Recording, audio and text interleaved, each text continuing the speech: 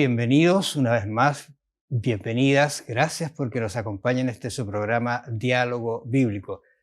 Llevamos 10 semanas con estudiando la palabra de Dios puntualmente este concepto del sufrimiento, del crisol, pero en Cristo. Y ha sido reconfortante, compleja a veces entender algunas cosas, especialmente cuando uno pasa por situaciones difíciles. Pero, ¿qué relación tiene el sufrimiento con la mansedumbre que vamos a tomar esta vez? La templanza en el crisol.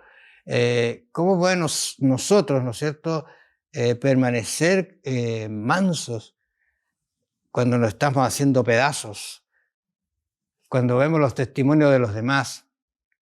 ¿Cómo puede realmente la fortaleza y no la debilidad del cristiano salir adelante? Vamos a ver esto. Muchas gracias por la atención y gracias por estar con nosotros, Alan. Sí, es un gusto para mí compartir acá la palabra de Dios. Nos queda poco, 3 lecciones, pero son bravísimas, a veces es difícil entender algunos conceptos. Mira, en Mateo, yo creo que este texto usted lo conoce, Mateo capítulo 5, versículo 5, está en el torno de las bienaventuranzas. Cristo ha hecho uno de los sermones magistrales, extraordinario en realidad, se ha hablado mucho de eso, pero ahora en este contexto del crisol que estamos estudiando, Jesús va a decir en Mateo 5:5, bienaventurados los mansos, porque ellos recibirán la tierra por heredad. Cuando uno analiza las bienaventuranzas, estuve pensando que Jesús da características de personas y les da también un resultado. Bueno, pero si uno lo mira con detención, todos los resultados, no importa lo que sea, en este caso, la tierra por heredad, el cielo, la gloria, todos están en el cielo, ¿te fijas? Ese detalle es bien interesante. Ahora, ¿qué significa esto Mateo 5:5? ¿Qué significa ser manso? ¿Significa tener templanza, un equilibrio? ¿Cómo lo ves tú así? Es tremenda. Esta es una de las lecciones, en mi opinión, más, no complicadas, sino más desafiantes para el cristiano, porque vamos a ver que esta virtud cristiana representa muchísimo a la misma persona de Cristo y lo que Dios quiere de nosotros, y está allí en la primera parte del discurso maestro de Jesucristo, las bienaventuranzas. Así que este dominio propio, esta templanza, y hay alguna por ahí definición que da el folleto, también tiene que ver con cómo sufrir el agravio, ¿no es cierto?, en forma tranquila. Es un desafío enorme, pero que Dios quiere que podamos desarrollar. Estoy pensando en la historia de José. Lo topa acá nuestro estudio, el capítulo 37 del libro de Génesis.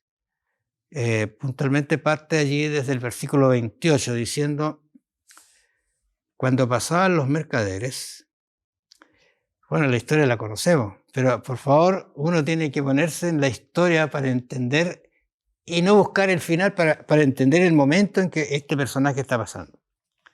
Cuando pasaban los mercaderes madianitas, sacaron ellos a José de la cisterna, lo trajeron arriba y lo vendieron a los ismaelitas por 20 piezas de plata, y ellos se llevaron a José a Egipto. Qué simple relato.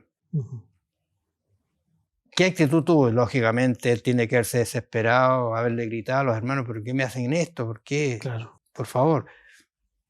Pero ¿qué pasó con...? Aquí estoy viendo que hay un personaje que la verdad pasa por un sufrimiento realmente extremo. Porque ¿qué viene después? Uno sabe la historia, pero por favor, ¿cuántos años estuvo sufriendo injustamente? Así es. No le encuentro que haya cometido algún error como para... O alguien dirá, pues, que acusaba a los hermanos, ¿no? Es que pareciera que el papá también le indicaba que los cuidara porque ellos no eran muy ordenados en su actitud, en sus quehaceres, ¿te fijas? Así que, ¿cómo ves esto tú en el sentido de qué está pasando, en qué está entrando José aquí? Bueno, está entrando el crisol. Yo creo que de varios personajes bíblicos, poniendo a Job como aparte, pero José es uno de los que pasó un crisol muy duro, pero también expresó ese carácter, esa belleza del carácter que tenía José, Lo hemos visto, no creo que repitamos todo porque lo vimos en bastante detalle el trimestre pasado, ¿se acuerdan? Claro. Pero lo que solo podría añadir acá es que desde un comienzo la actitud mansa, templada, de dominio propio, expresó constantemente esa forma que tenía José. Siendo tan joven, a los 17 años, partió en este viaje terrible hacia el abismo, diríamos, pero siempre estando en la cárcel, estando bien, estando mal, cuando estaba en la casa de Potifar, siempre la actitud de él fue que miraba primero al Señor y se sometía a Él con humildad, a pesar de que las circunstancias incluso le desfavorecieron. Y ahí finalmente, si me permite decir esto, yo creo que Dios vio eso, que era moldeable, porque era sumiso, manso de corazón, y entonces después lo elevó a una estatura que yo creo que ni él se imaginaba. Nunca se la imaginó, ni los hermanos, ni el padre incluso. Interesante, la mansedumbre, ¿no es cierto?, en el sufrimiento. Ahora, no sé, tienes allí, me parece que está allí en Ezequiel. 24. Sí, Ezequiel 24, 16. Claro. Dice así, vino mi palabra de Jehová diciendo, hijo de hombre, he aquí que yo te quito de golpe el deleite de tus ojos, hablando de su esposa. No endeches, o sea, no hagas luto, ni llores, ni corran tus lágrimas. Incluso después le dice, reprime el suspirar, no hagas luto de mortuarios, ata tu turbante sobre ti, pon tus zapatos en tus pies y no te cubras con rebozo, ni comas pan de enlutados. Es difícil entender esto, ¿eh? Porque Dios lo que está tratando de mostrarle al pueblo, la circunstancia, el momento que ellos están pasando. Dice que él obedeció al Señor y en la tarde murió la esposa. Sí. Eso es el relato. ¿Pero qué tenía que hacer él? No hacer absolutamente nada en relación a ¿qué? Al lloro propio, porque tenía un corazón partido. Estaba lamentablemente, voy a decir así, perdiendo a un... Incluso dice allí, a la que tú más quieres te la quito de golpe. Ahora, ¿cuál era la idea? Esto es, por eso es que es difícil entenderlo, pero yo creo que Dios tiene propósitos de enseñanza con el sufrimiento. Sí. Para personas que a lo mejor no la entienden. Entonces, ¿qué es lo que ves tú acá? Y lo que debería ver usted, amable oyente, y quien nos está viendo, que Dios tiene propósitos que están por sobre la dificultad y el sufrimiento. La enseñanza que puede dejar cómo yo me aferro, ¿no es cierto?, a las promesas de Dios. Uh-huh. Me ha tocado a veces estar en funerales, en el cementerio, y mientras nosotros estamos depositando con cantos, ¿no es cierto?, al ser querido, hay una tumba fría, ¿no es cierto?, inerte.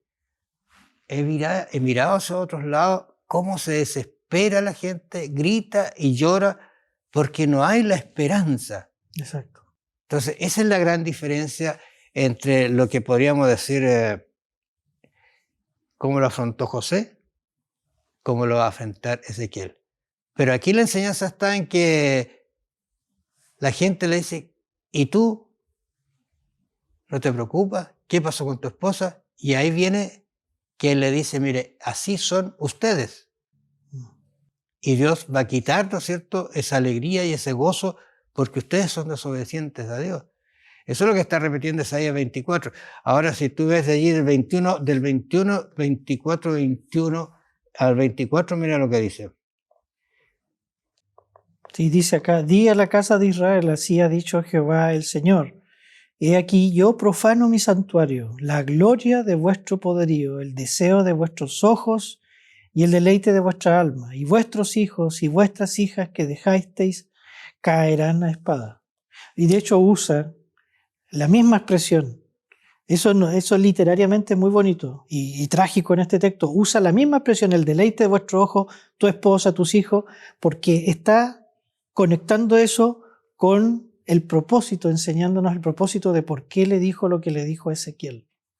El mismo sentir de Ezequiel era lo que le iba a permitir entender al pueblo y su rebelión. Te hago una pregunta personal. Sí. Si te tocara pasar algo así, Uh-huh. no quiero la respuesta porque eso es medio complejo, pero si tuvieras que pasar algo así, ¿reaccionarías como Dios le pidió a Ezequiel? Sería muy duro. ¿O le dirías a Dios, ¿y por qué, Señor? ¿Qué culpa tengo yo? Yo te he servido, yo soy tu siervo, yo soy el que doy las indicaciones. ¿Por qué tiene que ser mi esposa? Muy difícil entenderlo. Pero sí, Dios pedía, este concepto de mansedumbre. o sea, igual hay que entenderlo en el contexto de cómo Dios le pedía actos simbólicos a los profetas. Lo mismo se acuerdan cuando estudiamos Osea. No le pide a todos esa situación, pero a través de sus siervos los profetas ejemplificaba en forma visible la condición del pueblo y lo que Dios esperaba de ellos. Hay un texto que dice, llevad mi yugo sobre vosotros. Y luego agrega justamente esto, porque yo soy manso y humilde de corazón, ¿cierto? Ahora, ese concepto de llevar mi yugo no significa llevar las alegrías, porque si tú miras a Jesús, no fue una vida alegre, una vida de sufrimiento, de persecución, de maltrato, pero tuvo la recompensa de la salvación de todos nosotros. Entonces, la alabanza, ¿no es cierto?, en el sufrimiento, la mansedumbre en el sufrimiento trae sus frutos. Por eso se recomiendan estos textos que nosotros estamos leyendo aquí en la Biblia.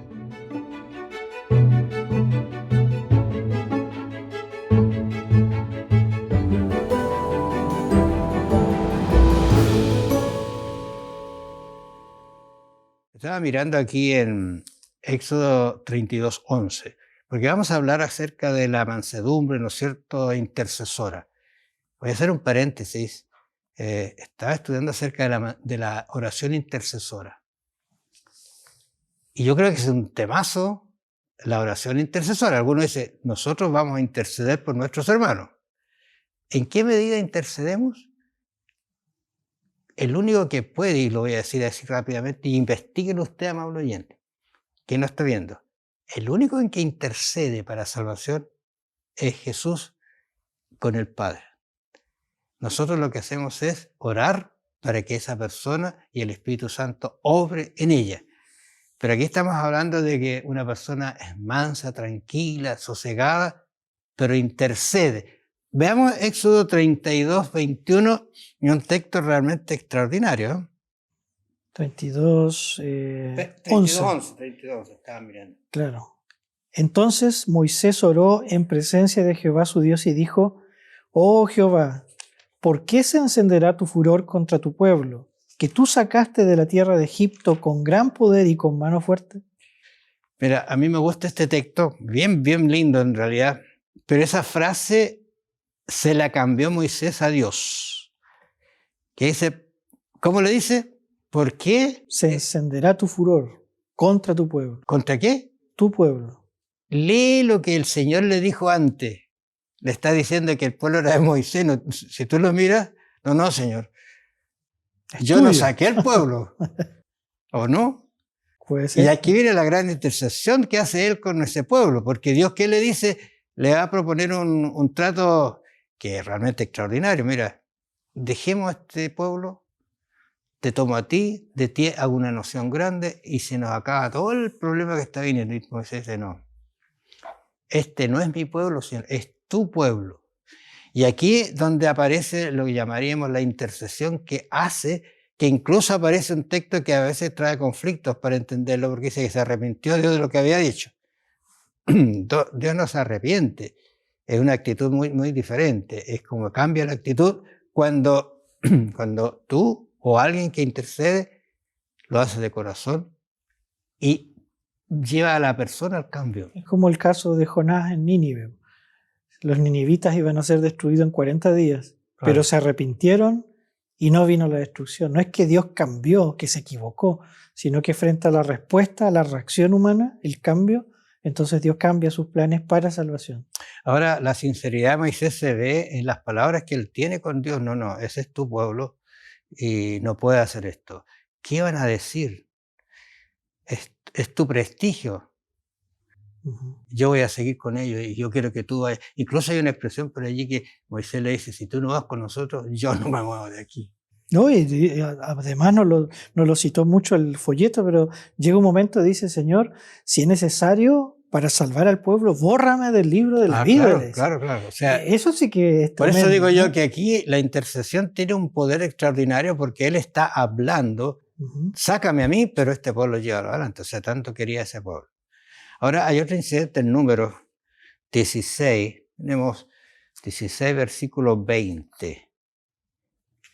A ver, tengo aquí, Jehová habló a Moisés y a Aarón y les dijo, el versículo 20 al siguiente párrafo, apartaos de esta congregación y los consumiré en un momento. Ahora viene la actitud de mansedumbre de Moisés. Ellos se postraron sobre sus rostros y dijeron, Dios, Dios de los espíritus de toda carne, ¿no es este un solo hombre el que pecó? ¿Por qué airarte contra toda la congregación? ¿Qué estaba pasando aquí? Si usted tiene una Biblia con títulos, se va a encontrar que es la rebelión de Coré. Cuando uno la mira con detención, esto se fue fraguando, pero lentamente y hablando contra el líder. Y yo me encuentro con un Moisés que incluso no tiene problemas de interceder por su hermana también. Claro, habló contra él también. También, ¿entiendes? O sea, esa es una actitud de mansedumbre frente a alguien que nos ha ofendido, que nos ha pasado a llevar. O sea, la mansedumbre acá se ve muy claramente. De hecho, el texto en algún momento va a decir que no había hombre más manso sobre la tierra que Moisés, dice el texto, más humilde. Pero ¿qué es mansedumbre en concreto según estos textos?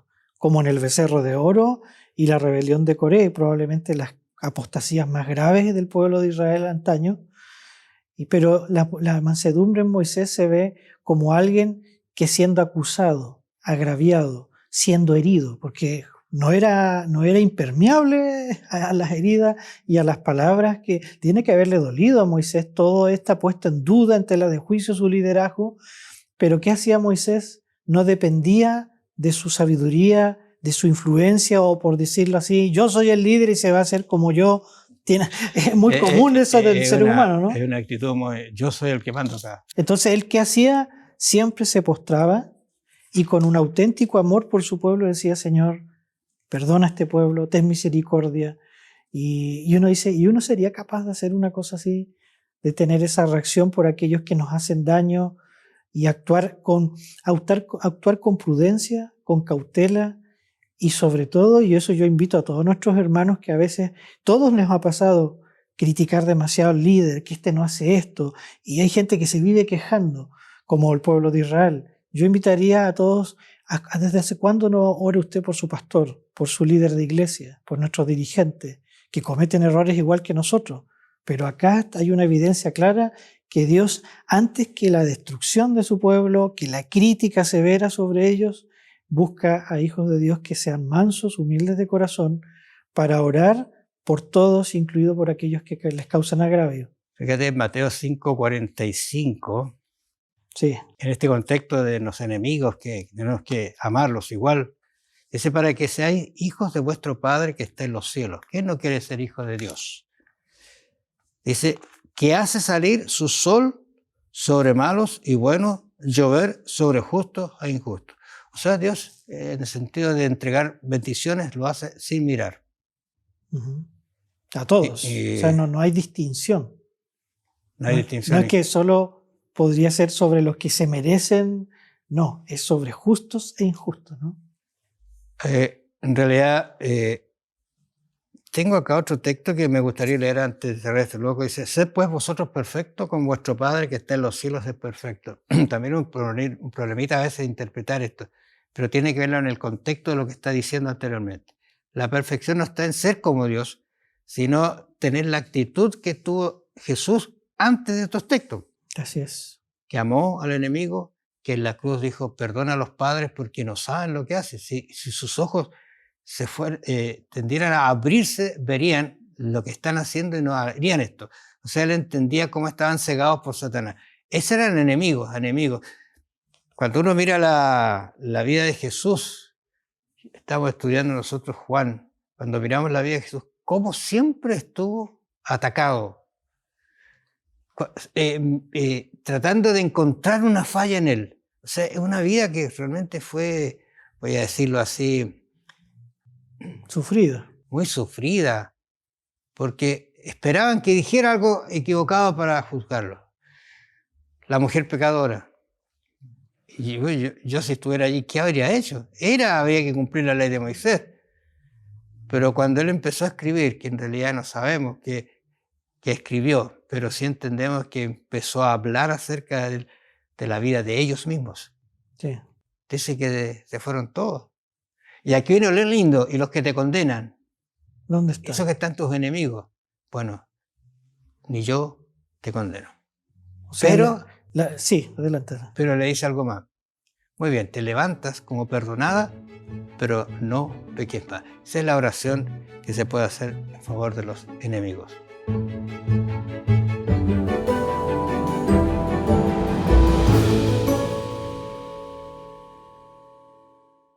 Hay un concepto de mansedumbre que está asociado a la injusticia.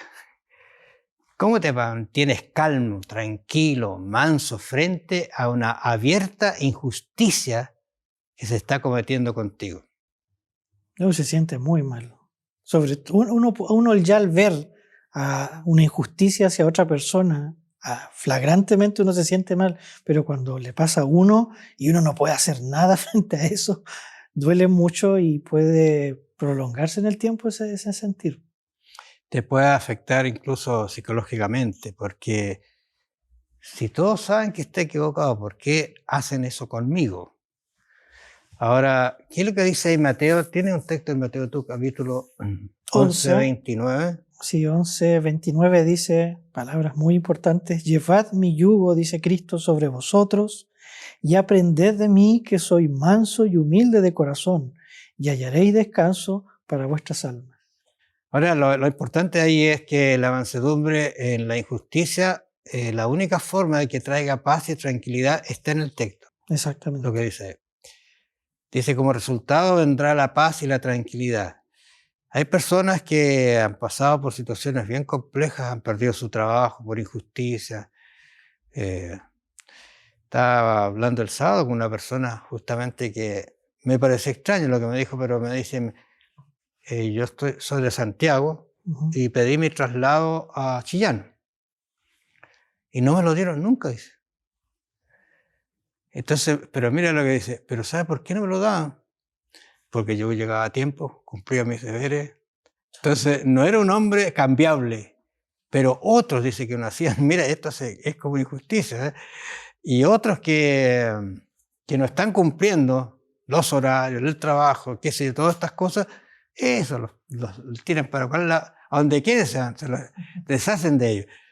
Pero dice, bueno, de todas maneras, Dios ha sido bueno y me he venido sin el cambio, dice, estoy teniendo algunas actividades acá. ¿Te fijas? Entonces, así es la vida a veces de injusticia en los trabajos. Ahora, aquí en Romanos, capítulo 12, 17, dice, no paguéis a nadie mal por mal, procurad lo bueno delante de todos los hombres. Si es posible en cuanto dependa de vosotros, estad en paz con todos los hombres. Incluso hay una palabra de no os venguéis. Es una meta alta, ¿no te parece?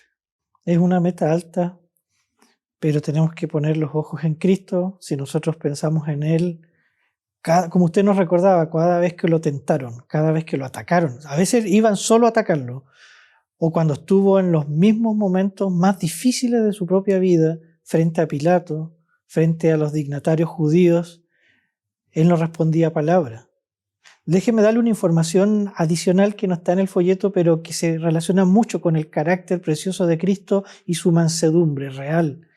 En Apocalipsis hay varios símbolos para Cristo, pero hay uno que se repite más, el que más se usa, que es el Cordero. Y esa palabra se usa 21 veces en Apocalipsis. La única vez negativa cuando habla de la bestia que tiene cuernos como cordero, pero todas las otras se habla de Cristo.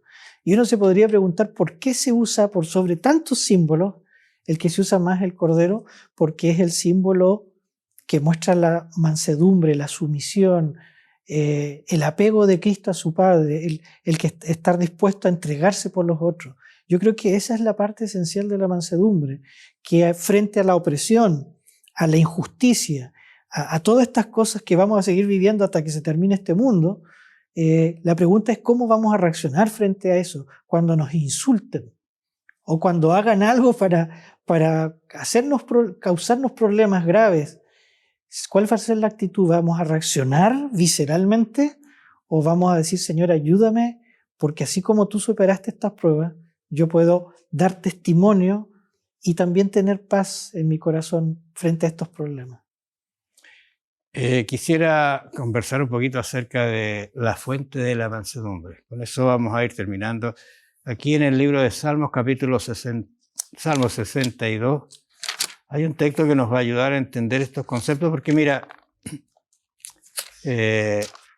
desconectados de Cristo, difícilmente tú puedas tener mansedumbre. Y normalmente cuando nos salimos de los cabales es porque no estamos muy conectados con el Señor, ¿no? Así es, claro. Porque Él sufrió mucho más de lo que nosotros nos imaginamos. Salmo 62. Cuando el salmista habla de que Jehová es su refugio, su estandarte, su pastor, que lo guía, uno tiene que recordar dónde anduvo antes de ser rey. Es muy difícil. Incluso uno encuentra una paradoja, ¿no? Hacer cómo David se hizo loco para poder salirse de un lugar y lo echaron porque tenía miedo que lo... muy difícil, muy difícil. Entonces, por eso que en este contexto dice, ¿cuál es la fuente de la mansedumbre? Él tenía una confianza absoluta en ese pastor, en ese Jehová. ¿Y qué dice él? En Dios solamente descansa mi alma. De Él, dice, viene mi salvación. La palabra solamente es absoluta. No hay nada más que le dé reposo. O sea, en la fuente es la roca sólida que tú la tomas y permanece, que es inamovible, pero si es Jesús, sí. ¿Y qué dice además? Solamente Él es mi roca y mi salvación, es mi refugio, no resbalaré mucho. Yo creo que puso esa palabra porque Él se resbaló cuando no se tomó de la roca. Entonces hay que invitar, hermanos, a nuestros oyentes, a nuestros queridos hermanos, a confiar. Si lo que nos queda a nosotros ahora en la vida práctica es confiemos juntos en la palabra. Son promesas. Estas son promesas que da David por experiencia. Y si confiamos en el Señor, Dios va a dar paz, aún en medio de la tormenta, como le pasó a los discípulos ahí literalmente en la barca, en el mar de Galilea. Dios puede dar calma, puede dar paz, serenidad, una cabeza fría para no solamente responder en forma agresiva o como nos puedan tratar, sino cada mañana decir, Señor, da paz, como dice el salmista. Tú solamente me das paz, me das reposo, tú eres mi esperanza y tú puedes hacer lo que yo simplemente no puedo. Ahora, el salmo hasta aquí está súper lindo, es muy hermoso, extraordinario. Pero luego el versículo 3 entra en unas preguntas que indican la problemática que David tenía como cualquiera de nosotros puede tener. Dice, ¿hasta cuándo conspiraréis contra un hombre, tratando todos vosotros de aplastarlo como a pared desplomada y como a cerca derribada? Solamente, dice, conspiran para arrojarlo de su grandeza. Aman la mentira, con su boca bendicen, pero maldicen con su corazón. Terrible.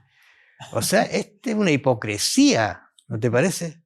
Claro. Y es difícil porque como dice esto, está hablando Dios, digámoslo así, nosotros no vemos eso. O si lo vemos, nos damos cuenta, dice, pero esta gente, ¿por qué hace esto? ¿Por qué actúa así? ¿O por qué nos tratan así? Pero frente a eso, el salmista, que usted ya lo leyó, dice, pero alma mía, solamente en Dios reposa. No puedo cambiarlo. Es como si dijera, yo me imagino, David, yo no puedo cambiarlos a ellos, pero entonces, ¿qué me queda frente a la injusticia? Confiar en ti, Señor, que tú puedes defenderme. Por eso yo le digo, está hablando de que él confía en Dios, pero ahí está su problema, la hemos leído. Pero fíjate, el versículo 5, como lo decías, dice, en Dios solamente reposa mi alma. esa dificultad está presente, está latente, allí están, rodeados quizás en su mismo reino, ¿no es cierto?, conspirando contra él, o fuera de su reino. Yo creo que si Dios no lo hubiese protegido, David no hubiera llegado al trono, porque Saúl quiso eliminarlo de todas maneras.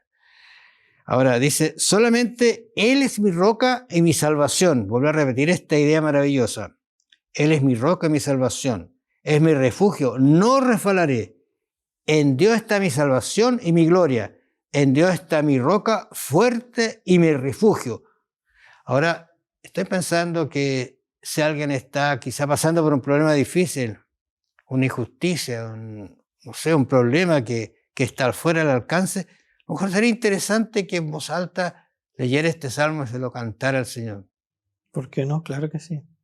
Eso tendría una actitud muy distinta frente a la situación.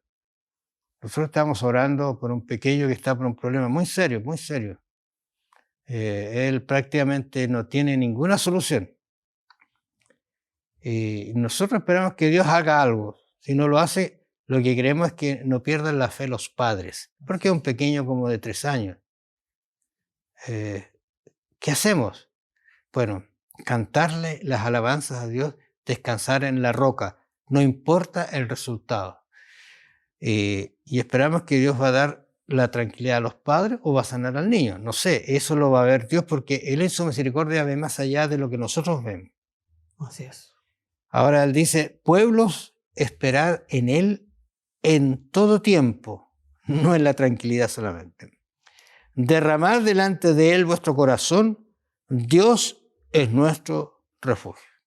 El Salmo es pleno en resumir bien lo que hemos visto hoy día, y lo que nos queda a todos es pedirle al Señor cada día ese carácter, esa mansedumbre cristiana, esa templanza, que es lo único que nos va a ayudar a superar cualquier agravio, problema o dolor que nos cause los seres humanos con la actitud correcta cristiana en este mundo. Mira, el salmista introduce una situación que no es fácil entenderla. Dice, pueblos, esperad en Él en todo tiempo. Derramar delante de Él vuestro corazón. Dios es refugio. Pero luego dice lo siguiente. Por cierto, solo un soplo son los hijos de los hombres. Una mentira son los hijos de los poderosos. Pesándolos en todos por igual en la balanza, serán menos que nada. No confiéis en la violencia, ni en la rapiña os envanezcáis, ni se aumenten las riquezas, no pongáis el corazón en ellas. ¿Y cómo termina el salmista? Una vez habló Dios, una vez habló Dios, 2 veces he oído esto, de que Dios es el poder y tuya, Señor, es la misericordia, pues tú pagas a cada uno conforme a su obra. Lo dijo Dios y debemos tener confianza en eso. ¿Qué le parece, amables oyentes? Quizás usted está pasando por un problema difícil, una injusticia. Está siendo despedido, quizás está pasando por un problema, una enfermedad que no la entiende. Cántele al Señor como el salmista cantaba. Ante la injusticia, la alabanza puede dar y tener una actitud de mansedumbre frente a ella, le va a dar soluciones a su alma, a su espíritu, y a lo mejor va a ser una linda bendición para quienes lo rodean. Que el Señor los bendiga y los acompañe. Vamos a encontrarnos la próxima semana.